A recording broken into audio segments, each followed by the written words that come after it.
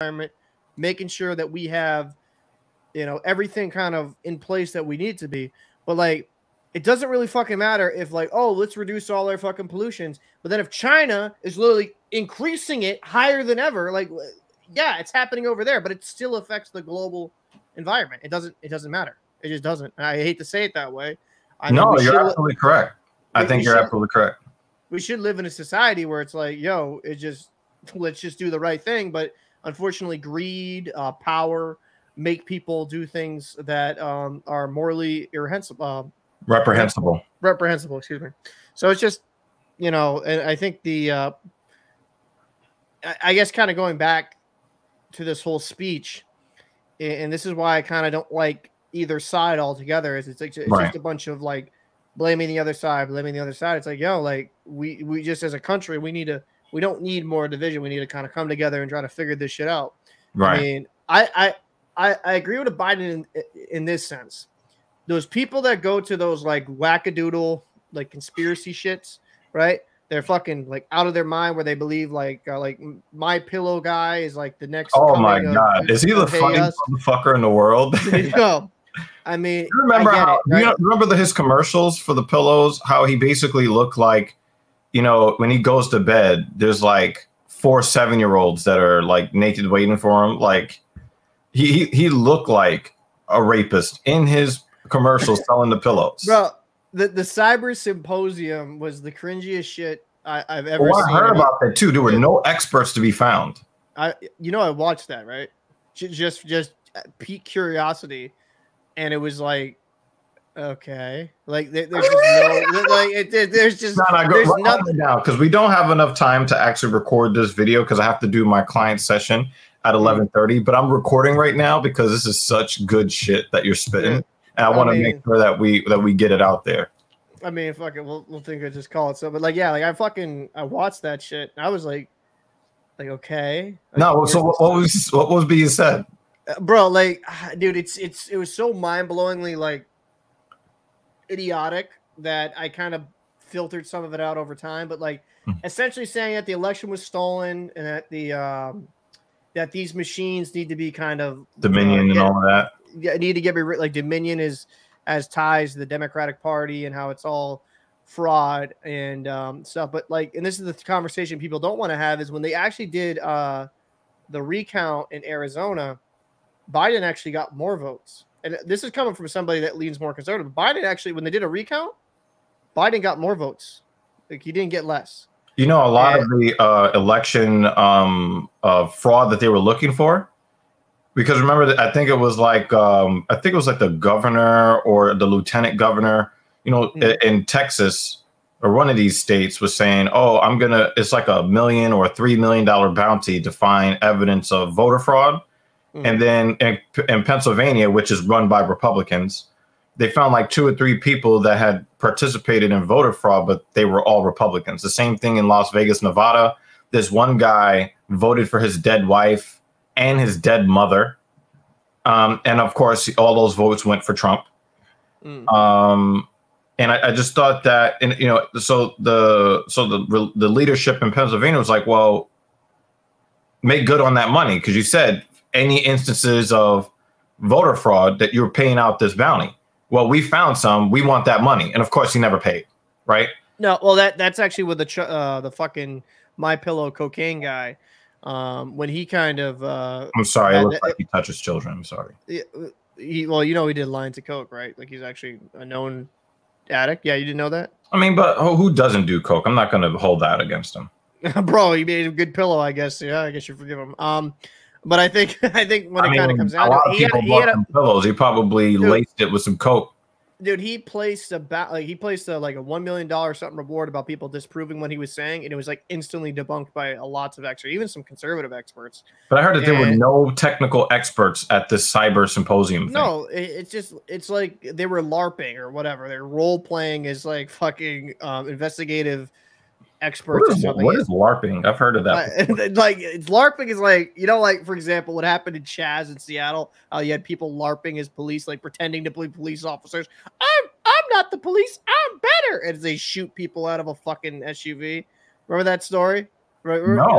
There was some dudes in Seattle, and this has been so long ago at this point, but there was some dudes in Seattle LARPing as police officers, and like instead of like getting them out of the car, they just started like unloading rifle rounds. And mind you, these are like socialists that believe in gun control. They just started laying rounds down range at the SUV that drove away from them, and it was wild. But yeah, like LARPing's kind of just pretending to be something that you're not. And I saw this video clip of the Proud Boys attacking some guy in a van, attacking his van, and like dragging him out of his van. That was like when you said like van, I was just like, I was like, we're talking about the same thing? Probably not. A lot of wild. I mean, the Proud, like, I'm sorry, man. Like those extremist groups, they are a problem, and I think what we have to acknowledge on both sides is like, yo, like we need to get rid of these people, like point blank. Like you need to like discourage this type of behavior, and I feel like more now than ever, people are getting sucked into those vacuums. Like people I know and I'm friends with, right? They're getting sucked into. You lost a lot of friends when you said, "Hey, Kyle Rittenhouse shouldn't be crossing state lines to go get a gun he's not supposed to have," and pointed at people. Like you said that, and that was just. I think that's reasonable. No, I'm not your friend no more. Like, what the fuck? Well, yeah, no, I lost people with that, and it kind of came down to this with the Rittenhouse thing, right? Let's just the situation I even broke down. If you in a vacuum, he's justified, but like yes, thank you. That's all. Thank you. So like in a vacuum, yeah, he's justified, but like he shouldn't have been there in the first place. Oh my god! And you can make this case. He had the right to be there, just unarmed. Because if you want to be a counter protester, you have that right in this country. I'm not even saying that he didn't belong there. I'm not saying that he cannot participate in protests or counter protests. You just be there in the capacity of a police officer or a SWAT officer. I have seen the Kyle Rittenhouse press run after the court, after all this. He went on all these conservative talk shows. Did you hear that he's suing Biden because he can't have a normal life? Well, he's suing Biden because Biden also put him in his campaign ad, which there's reasons for. I can see the legality of him going after him for slander, which in a case now that's been thrown out the window. They threw the case out the window? I mean, well, like he was proven not guilty, I should say, in that case for Kyle Rittenhouse. Wait, Biden's campaign was proven not guilty? No. I'm talking about with Kyle Rittenhouse when he sent two people to their makers and took off one guy's bicep. In that case, where he was proven not guilty, right? It was self-defense. Not guilty is not proven. You have to prove guilt. Well, beyond the reasonable doubt, and they couldn't do that. They verdict not guilty, whatever the fucking wording you want to name it. Yeah, you don't have to prove not guilty. You have to prove guilty. Well, actually, in today's society, it feels like you have to prove. Yeah, no. Well, in the court of public opinion, people still look at him as a murderer. But anyways, he went on that press run. He kind of said like, well, he grew up in that area, like his community, like it was only 10 minutes away from his house, 15 minutes away from his house, where that shit went down. But like, I don't even give a fuck if he was like 5 minutes away. I'm like, right? Why are you bringing your rifle? But he didn't bring his rifle. That's my problem. If it was his rifle, then I don't have a problem with what he did. If he's 18 years old and it was his rifle, I don't have a problem with that. But the fact of the matter is he knew he was not supposed to have the gun, which is why he had somebody who was old enough go buy the gun for him and then give it to him. You knew you wasn't supposed to have the gun. They walked in the store and bought the gun yourself. And they threw that charge out the window, by the way. They threw the charge against Rittenhouse, but the guy that gave him the gun is still facing felony charges. Oh, I did not know that. Yeah, he's still facing them fucking charges. That's wild. But kind of going into it is like, I think, and the judge threw it out because he didn't want the jury to consider it. The judge threw it out because it was obvious that he was guilty. So the judge just threw it out and told them, you cannot, you are not going to deliberate on this. The judge was one of Kyle Rittenhouse's defense attorneys. And it was proven throughout the entire trial that, even fraternizing directly with Kyle during breaks, like there's video of him like showing him pictures on his phone and they're laughing and giggling together. I've never seen that in a courtroom before, where the defendant in the case yucking it up with the judge. I've never seen that before. Well, it was definitely unprofessional, and I think there was a real big case to have there with the professionalism of the judge. But I also think the guy who was against Rittenhouse, the prosecutor, fucking was awful. Yeah. We talked about that. But no, but getting more into this, what we were talking about before is like everyone gets pulled into the breaking news. Over 10,000 government documents without classified markings were seized from Trump's MAL. The Justice Department, in a newly public court filing, says the FBI seized more than 10,000 government documents without classification markings from DT's estate. The revelation is part of a more detailed list of items the FBI seized, which was unsealed Friday. A judge in the case is considering Trump's request to appoint a special master to review the documents for potential privilege issues. And this goes exactly to what I've been saying since they raided it. I don't think Trump was looking to sell documents to Saudi Arabia. Trump thought that he was going to be able to subvert the election at the last minute. And then when he saw that the sheriff was coming to evict them, they just threw everything in sight in boxes and just moved it to get the fuck out. Yeah. Oh my God, Trump is going to sell nuclear secrets. Well, I was like, that dude doesn't even know what's in them boxes. I mean, I think it kind of comes down to it. Let's be real. Like if you're not changing those codes or whatever, that protocol every fucking year, you're no, but it wasn't like nuclear codes. They also said no. I'm saying that like if that was what people thought, and if we don't change those very often, like you should change your passwords on your fucking web browser, we have some security problems at the United States. But there were other really important things too. Like they said that after Trump left the White House, there were more compromised, captured, and killed operatives, U.S. operatives around the world. And some of the documentation that he had were on assets of the United States. And it's like they were not secured. So they actually had spies that were trying to get in and around Mar-a-Lago because they knew that there was documents there. So that I'm not, and so everybody's like, "Oh my God, he's a traitor! He's trying to sell out the U.S." No. He's just disorganized and what's the word I'm looking for? Immature. He's still a child. A fucking idiot. Yeah. I mean, let's call it how. And this is. But would you convict him of the stuff that he's actually guilty of because he made a childlike mistake? I'm a little bit on the fence about that because he's committed multiple felonies. I think when it kind of comes down to it, most of these presidents commit multiple felonies. I mean, throughout their whole fucking term in a lot of ways. I mean, throughout their term. But the thing is, the felonies he created extended to after his term. Yeah, I definitely agree.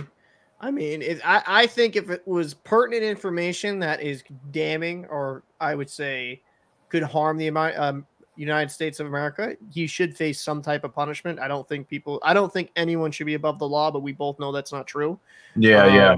So, and it's if other presidents can do stuff, former presidents could do stuff and be above the law. But then again, we don't really have any examples. I mean, like look at them committing crimes. Look at what the Bidens have done. Look what the Clintons have done. Look at what the Bushes have done. Look at well, a lot of that is like stuff that people are assuming happened. Like we're assuming that Epstein was killed by Hillary Clinton or somebody like that. We're assuming that like they hired somebody. No, I'm not even saying with the assumption, sir. I'm not even going with there. What I'm saying is like with the Clinton Foundation, how definitely that was formed. How with what's up with the Clinton Foundation? Well, the Clinton Foundation is how they have like essentially kind of used that as a way to become millionaires, right? Like off of some good causes. Yeah, all of them. All of those foundations are just money laundering and tax evasion. I mean, and like the Biden family kind of setting up Hunter to become like making like what fucking stupid like 6 figures a month in a job he's not even qualified for. I mean, that was the entire Trump cabinet. He put all of his kids in positions. They didn't know that he had that. No, exactly. That's what I'm saying. This is the problem I have when it comes to the presidency. probably the last couple decades. It's not become of who's good for the position. It's become like, oh, yo, I'm gonna throw some family in there. I'm gonna do my family good. Like, bro, like that's like we've had conversations even when like oil exec as head of the Environmental Protection Agency. Are you fucking kidding me? I like the fuck? I think when it kind of came down to it with Trump and with especially with that administration, I had a big problem, and I said that at the time when he was elected. I'm like, I don't feel comfortable with how many people from his family are involved in his cabinet. That is a conflict of interest. You should have to get actual experts in your field. The one thing I will say this compared to Biden, Trump had a very good MARAD, or person in charge of the maritime industry sector. He actually had somebody that knew their shit. Right. Biden picked some Navy woman that's never. People don't understand. Oh, Navy. Navy have no idea. Have no idea what's going on commercially, bro. Yeah. It pisses me off. And it's like you know one of the things I criticized Donald Trump for, besides the nepotism. Do you know what Ben Carson's actual professional? Oh, it was yeah.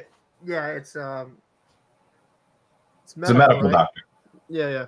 Okay. And they put him in charge of housing, right? Yeah, like what the fuck? Yeah, they put him in housing because he's black. Yo, am I wrong? Yo, dude, that your guess is as good as anybody's. That's what I think, bro. Like Carson's like, Trump's like, you know what? You're black. You know this. Like, whoa, calm down. Like, I don't know. Yeah, everybody he appointed, like the education secretary had no education experience at all. She was fucking terrible. She's a moron.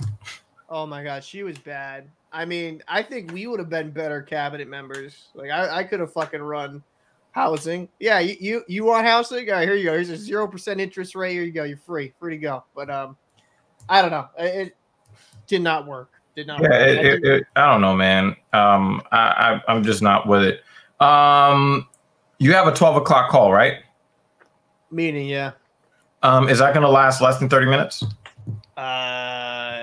It might be 30, might be 45 minutes. I'm kind of working on that website, so I got a programmer I got contracted with, so I got to get all that server information. He's actually based out of Brooklyn, so. Oh shit! Maybe I can lure you down here for that. Yeah, because I've got a client at 11:30. That's going to go to either 12:15 or it's going to go to 12:30. So yeah, I mean, what do you want to label this? Just the random bull? I mean, we could make this. You can listen to it back and cut some clips from it. Yeah, that's a good idea. Yeah, because that would be cool. That would be cool. Dude, you were in the middle of an epic rant that you kind of changed my mind a little bit on the on like because again, like if we're saying that China is the biggest offenders of pollution, but we're the ones sending the contracts over there, that means that we're part of the Chinese machine. Dude, we're absolutely, dude. It's not even like a question. Like, all the work we get, we can't even blame it all on China. Yeah, like a lot of their profits are because when you're right, man. I mean, I know you gotta go, but I'll keep it a buck, man. Like I got 3 minutes. We got to keep innovating, man. That's it. We just got to innovate as a country. We got to kind of start. But you know what innovation means, right? Remember what Andrew Yang said? By 2035, 80% of the jobs that are currently on the market today are going to be automated. Yep. Right? And if you got machines doing all the work, what the fuck kind of economy do you have?